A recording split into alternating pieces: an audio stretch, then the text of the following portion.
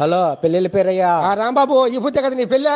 పెళ్లి ఈ పొద్దే, శోభనం ఎప్పుడు? కాదురా, పెళ్లి అయిపోయిన వెంటనే పెడతారు లేరా శోభనం. ఏం తొందర పడతారా? కాదు పేరయ్యా, ఈమె నా ముందుకు వచ్చాదంటే నిజమేనా? కాదురా, ఇవన్నీ నేను చెప్పకూడదురా. మరి పెళ్లి చేసుకోమని ఎందుకు చెప్పినావు? పెళ్లి చేసుకున్నాక అన్ని జరిగిపోతాయి, నువ్వు గమనుండరా. కాదు పేరయ్యా, ఈమెని నన్ను ఒకే రూమ్ లో పెంచారంటే నిజమేనా? ఆ రాత్రి అవగానే ఆమెని నిన్ను ఒకే రూమ్ లో పెంచి తలుపులు వేస్తారా? కాదు పేరయ్యా, ఈమె నేను ఈదులో పడుకుంటాం పేరయ్యా. కాదురా, ఈదులో పడుకొని శోభనాలు చేసుకుంటే చూసే వాళ్ళు నవ్వుతారా? మరి మా అమ్మ మా నాయన రోజు ఈదులోనే పడుకో ఉంటారా? ఎవరు నవ్వలేదా? కాదురా, శోభనం అయిపోయిన తర్వాత మళ్ళీ ఏడైనా పడుకోవచ్చురా. కాదు పేరయ్యా, శోభనం వద్దని చెప్పు. కాదురా, నీకు పిల్లోడు పిల్లగా వద్దు నీక. ఇంకా ఇమ్మని చేసుకుంటా, ఇంకేం వద్దని చెప్పు. కాదురా, మీకు ముద్దో ముచ్చటాన్న పెట్టమంటారా నువ్వా? నాకు పువ్వు చేసి పెడితే చాలు పేరయ్యా. కాదురా, రోజు బువ్వే తింటా ఉంటా, ఐ మీన్ తినవా ఒక రోజన్నా? నాకు వద్దు పేరయ్యా శోభనమా. యాడ్స్ కాకరా. మా ఎత్త చెప్పింది ఐమి నేను ఒకే దుప్పట్లో పడుకోవాలంట పేరయ్యా. కాదు, పనుకోరా.